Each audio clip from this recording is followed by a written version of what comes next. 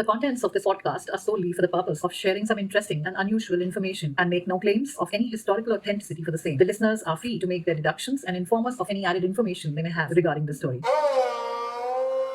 Explore the unexplored.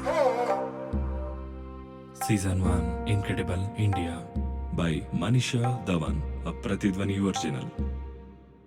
सभी सुनने वालों को मनीषा का बहुत बहुत प्यार भरा नमस्कार। आज ये हमारी पहली मुलाकात है प्रतिध्वनि के मंच से।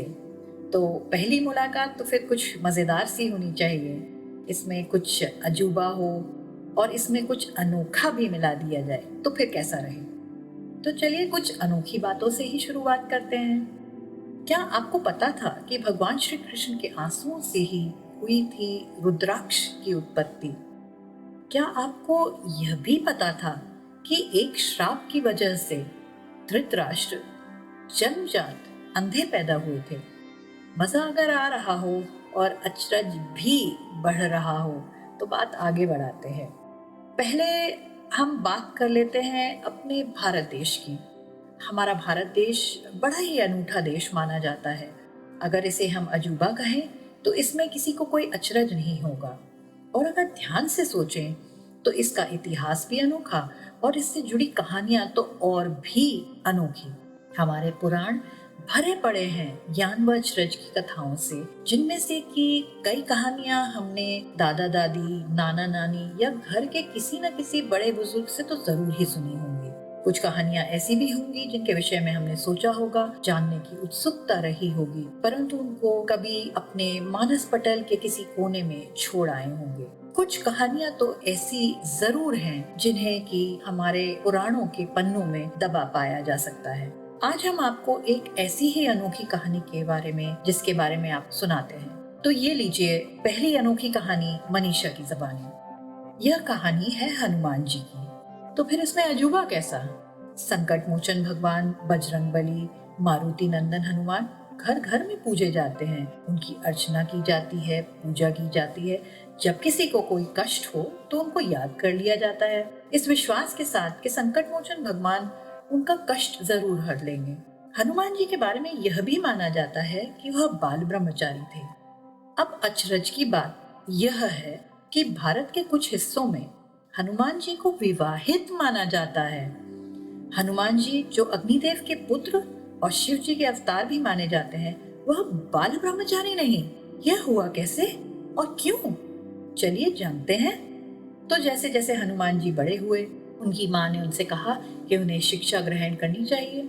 हनुमान जी को अपने शिक्षक के रूप में सूर्य भगवान से ज्यादा और कोई अच्छा शिक्षक समझ नहीं आया, क्योंकि उन्होंने सोचा कि जो सूर्य पूरी दुनिया का अंधकार दूर करते हैं, वह ही उनके लिए अज्ञानता का अंधकार दूर करने के लिए उपयुक्त शिक्षक हो सकते हैं।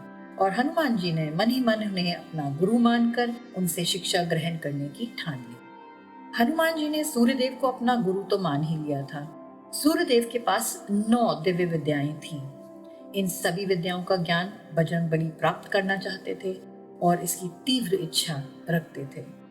सूर्यदेव ने हनुमान जी को अपना विद्यार्थी मान इन 9 विद्याओं में से 5 विद्याओं का ज्ञान दे दिया, लेकिन शेष बची 4 विद्याओं को सिखाने के लिए सूर्यदेव के समक्ष एक संकट आ खड़ा हुआ। और क्या था वह संकट? शेष 4 दिव्य विद्याओं का ज्ञान वह सिर्फ उन्हीं शिष्यों को दे सकते थे जो कि विवाहित हों।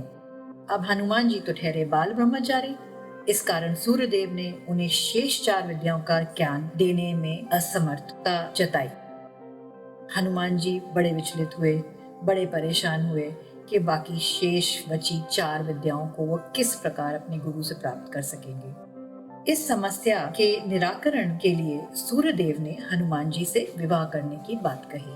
पहले तो हनुमान जी विवाह के लिए राजी ही नहीं हुए, लेकिन क्योंकि उन्हें शेष 4 विद्याओं का ज्ञान पाना ही था, इसलिए आखिरकार हनुमान जी ने विवाह के लिए हाँ कर दी। अब जब हनुमान जी विवाह के लिए मान गए, तब उनके लिए योग्य कन्या की तलाश शुरू हुई। सूर्य भगवान ने अपनी ही किरणों से एक सुंदर सी कन्या को जन्म दिया और उनकी पुत्री सुरवचला का इस प्रकार जन्म हुआ। सूर्यदेव ने हनुमान जी को बताया कि सुरवचला परम तपस्वी और तेजस्वी है और उसका अपार तेज सिर्फ वह ही सहन कर सकते हैं और वह ही उसके लिए उपयुक्त वर साबित होंगे।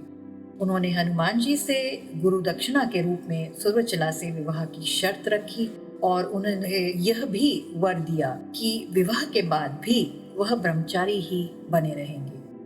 सूर्यदेव ने यह भी बताया कि सुरवचला से विवाह के बाद वह इस योग्य हो जाएंगे कि शेष 4 विद्याओं को प्राप्त कर सकेंगे और सुरवचला के विवाह के बाद भी ब्रह्मचारी ही रहेंगे, क्योंकि उनके विवाह के बाद सुरवचला पुनः तपस्या में लीन हो जाएंगे। यह सब बातें जानने के बाद हनुमान जी और सुरवचला का विवाह सूर्यदेव द्वारा संपन्न करवा दिया गया।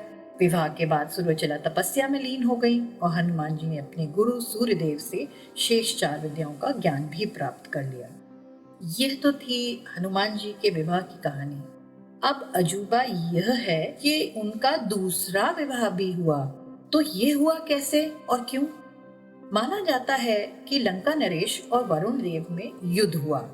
वरुण देव की ओर से हनुमान जी ने युद्ध लड़ा और उन्होंने रावण के सभी पुत्रों को और रावण को हराकर उन सभी को बंदी बना लिया। इस घनघोर युद्ध में हार के बाद लंका नरेश रावण ने अपनी पुत्री अनंत कुसुमा से हनुमान जी का विवाह रचाया। इस दूसरे विवाह के बाद हुआ हनुमान जी का तीसरा विवाह। ऐसा माना जाता है कि युद्ध में वरुण देव बजरंगबली के साहस और ताकत से बहुत खुश और बहुत प्रभावित हुए और उन्होंने हनुमान जी से अपनी पुत्री सत्यवती का विवाह भी कराया। अब अगर आप कहानी और आगे सुनने की इच्छुक हों तो आगे जाने कि तेलंगाना में हनुमान जी और सुरवचला का एक प्राचीन मंदिर भी स्थित है। तेलंगाना के खम जिले में है यह प्राचीन मंदिर। यहाँ हनुमान जी और उनकी पत्नी सुरवचला की प्रतिमा स्थापित है और यह मान्यता है कि जो भी हनुमान जी और उनकी पत्नी के दर्शन करते हैं उन सभी भक्तों के वैवाहिक जीवन की सभी परेशानियां दूर हो जाती हैं और पति पत्नी के बीच अपार प्रेम बना रहता है। इसके अलावा पराशर संहिता में भी हनुमान जी और सुरवचला के विवाह की कथा अंकित की गई है। इस प्रकार राम भक्त हनुमान ने जन कल्याण हेतु 3 विवाह तो किए, परंतु विवाह के बाद भी हनुमान जी ब्रह्मचारी ही बने हुए हैं और जैसा कि हम सब जानते हैं उन्होंने अपना शेष जीवन राम जी की सेवा में बिताया। तो यह थी अनोखी कहानी हनुमान जी के बारे में। उत्सुकता बनाए रखिए इस श्रृंखला की अगली अनोखी कथा सुनाने। मैं मनीषा आपसे फिर मिलूंगी प्रतिध्वनि के इसी मंच पर। अलविदा, पर सिर्फ अगली कहानी तक।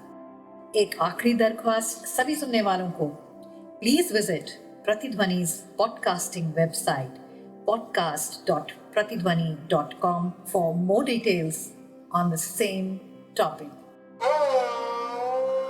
Explore, then explore.